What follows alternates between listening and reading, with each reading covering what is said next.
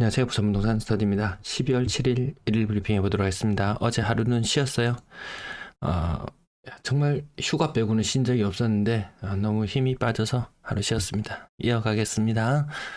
투자의 시대가 저물어가니 나를 찾는 사람이 많네. 네, 그저께 영상 갑자기 조회수가 많이 올라가더라고요. 새로운 장관님이 등장하십니다. 새로운 장관님이 등장하시고요. 왜 그렇게 집값이 폭락한다고 떠들었나 보니까 새로운 장관이 국토부 장관이 등장함에 발맞추어서 요구하는 것들이 많아졌습니다. 요구하는 것들이 많아졌어요. 근데 일단 국회를 통과해야 된다는 이게 참 큰 벽이죠. 재초안 규제 풀리는 부분 있어요. 일정 부분 받아내는 부분도 있어요. 근데 안 되는 건 실거주 요건, 분양권 사면서 실거주 요건이 그게 국회 문턱을 통과하지 못한 부분이 있었어요. 사실상 지금 빚내서 집 사는 사람은 없더라. 11월 들어서 뭐 4.4조 규모로 주담대가 늘어났다고 했는데요. 전부 다 정책 자금이더라. 실질적인 주담대는 없더라. 네, 그렇게 보시면 될 것 같고요. 제가 요즘 하도 규제 풀리면 날아간다는 사람들이 많아서 제가 익명 게시판에 조용히 물어봤어요. 규제 다 풀린다네요. 근데 풀릴 규제 뭐가 남아있나요? 물어보니까 취득세 풀리면 날아간다고 했습니다. 이거 개구라라고 제가 말씀드렸어요. 취득세 풀리면 날아갈 일이 없더라. 그러면 양도세 풀리면 날아갑니다. 양도세 풀려도 날아갈 일이 없더라. 일단 그렇게 생각하고요. 그럼 DSR에 대한 기대감이 있어요. 근데 정책 기조는 뭐였죠? DSR 우회할 수 있는 거 다 차단해라. DSR 우회할 수 있는 거 다 차단해라. 이거 빼놓고 나면 실제로 집값이 천정부지로 치솟는다고 집값이 날아간다고 이야기하는 사람들도 이야기가 한 개도 맞는 게 없어요. DSR 전부 다 DSR 타령하는데요. 정책 기조가 DSR 우회 안 돼. 이렇게 딱 못 받고 나온단 말이죠. 그 새로운 장관님이 등장하셔서 하시는 말씀이 뭐였냐면은 오피스텔 관련된 뭐 이딴 소리를 하고 있는 거예요. 사람들은 지금 아파트 값이 올라가야 된다고 지금 막 이야기를 하고 있는데요. 분양권 양도세율 요거는 좀 관계가 있어요. 자, 그러면 취득세율 왜 개뻥이냐라고 이야기를 하면요.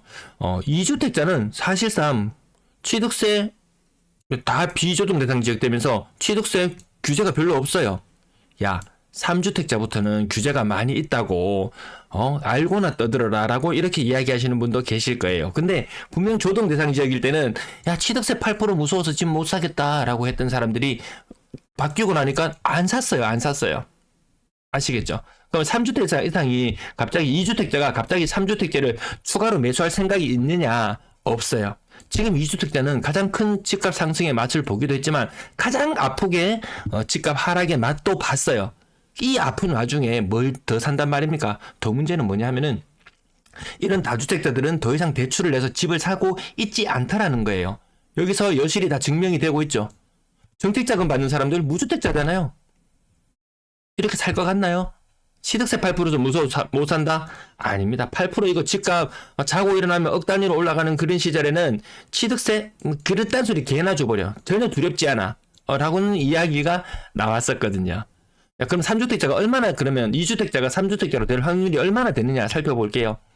먼저 여기 양도세 부분인데요. 분양권에 대한 양도세는 아프기는 해요. 요거 다시 기본 세율로 돌려놓는다면 분양시장은 좋아요. 분양시장은 활기를 띨 수 있어요. 아니다. 분양시장이 활기를 못 띄어요. 지금 미분양이 전국적으로 5만 개가 넘어가요. 이 시장이 팽팽팽팽 돌아간다? 그럼 새로 청약하는데 사람들이 여기 관심을 가질까요?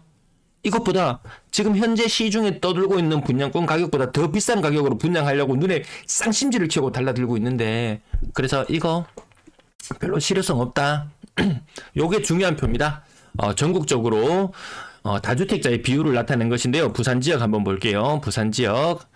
자, 이거 지금 아파트하고 주택하고 전부 다 포함되는 거예요. 98만 7천 가구. 많기도 많다. 이 중에 아파트는 70만 개 정도 되죠. 자, 2건 이상 가지고 있는 사람 비율 중에서 한번 볼게요. 자, 한 건 가지고 있는 사람 이거 죄송합니다. 832. 자, 2건 이상 가지고 있는 사람, 2건 이상은 15.5, 15.7%. 전국적인 평균이 한 15, 16%. 제가 늘상 자주 말씀드리는 게 20대 80 여론 법칙 자주 말씀드리잖아요.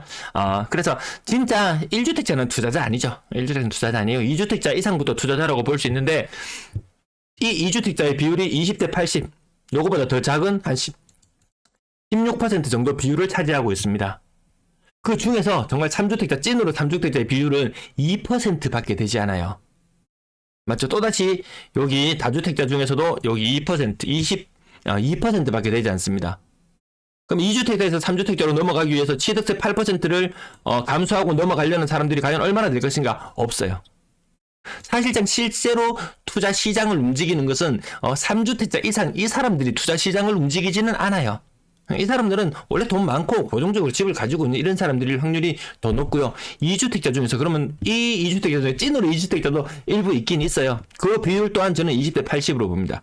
그럼 실질적으로 시장을 움직이는 것은 무엇이냐? 일시적, 1가구, 2주택, 이 갈아차기, 이 풍차 돌리기, 풍차 저축지 마냥 이렇게 갈아타면서 1주택자가 되었다가 2주택자가 되었다가 이런 사람들이 실질적으로 시장을 움직이는데요. 이 하락장에서 이 사람들이 다 물렸어요.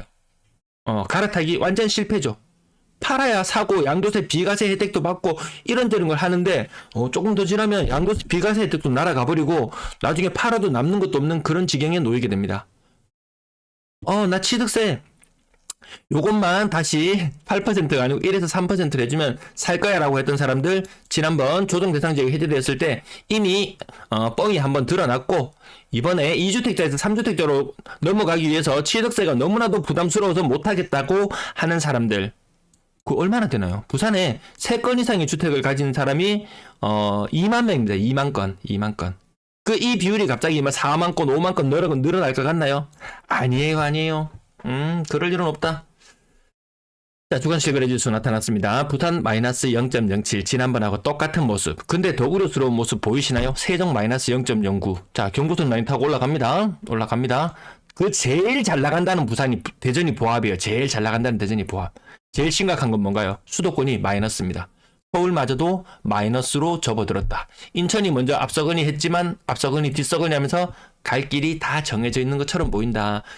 전세가 폭등하니 뭐니 주접들지 마라. 그렇게 이야기해주고 싶을 정도로 아니다. 물량이 넘쳐난다. 물량이 넘쳐나는 시절에 폭등이란 없다. 자, 매도 물량 요즘 좀 엎치락 뒤치락 합니다. 52,000개. 서울은 78,000개. 대구는 38,000개. 자, 전세 물량 줄어들고 있잖아. 연초 대비 많이 줄어들었잖아. 이렇게 비교하는 거 아니라 그랬죠. 자, 요 시절하고 비교해야 됩니다. 요 시절이랑 요 빨간색 화살표 아주 친절하게 해놨습니다. 요 시절까지 내려가줘야 되는데 요 흐름을 타고 과거에 올 초부터 시작했던 요 하락 흐름세를 쭉 이어갔더라면 연말에 대혼란이 왔을지도 몰라요. 하지만 너무 많이 지었어요. 자, 월세 물량 가파르게 늘어나고 있고 전체 임대 물량 23,600개 넉넉하더라. 거래량 70건 줄어드는 거 느껴지시죠? 자, 1,562건 1,785건 지난달과 견주어 봤을 때 거래 한 200건 정도 적거든요. 자, 200건 2,000건 아래로 떨어지고 더 우려스러운 것은 12월에 거래량이 한 1,700건 정도 이 정도 계속 거래량 줄어들 거예요. 이제 내년에 뭐 신생아 특례 어림도 없는 소리 하지 마세요. 자, 가격 상단 15에서 20% 정도 빠지는 모습이 보이지만 비교적 신축의 아파트 연식을 살펴보시면 비교적 신축의 아파트들이 보일 것이고요. 여기도 보통 20% 정도 빠지는 모습이 많이 보였었는데 25% 정도 빠지는 것도 눈에 띄고요. 자, 직거래 한 건 제외해놓고 일단 70여 건 거래 중에서 6억 이상 거래가 15건. 그래도 오늘은 조금 많은 편이었어요. 전체적으로 줄어들고 있다는 거 기억하셔야 될 거예요. 자, 조금 비싼 아파트들 하락률은 비교적 적게 나타나더라. 569 SKB 얘는 좀 특수한 경우니까요. 얘는 48% 하락이지만 일단 제껴놓고 23% 6억 이상 아파트들이 은근히 요 끝자락을 보면은 좀 살아나는 듯 하다가 꺾여나가는 모습들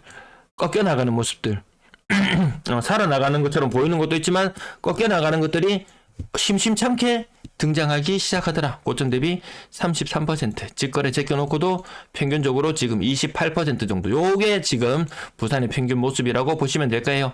조금 더 많이 하락하느냐, 조금 더 적게 하락하느냐, 그런 정도의 차이만 있다고 보시면 될 거예요. 대형 파크 푸르지오 고점 대비 37% 하락. LG 메트로시티 4억 5천. 야, 이거 4억 5천 본 적이 정말 오래됐는 것 같은데요. 고점 대비 45% 하락. LG 메트로시티. 거의 이러면 반토막이죠. 고점 대비. 이런 것들이 심심찮게 나온다. 얼마 전에 뉴스 하나가 제 마음에 쏙 드는 게 있었어요.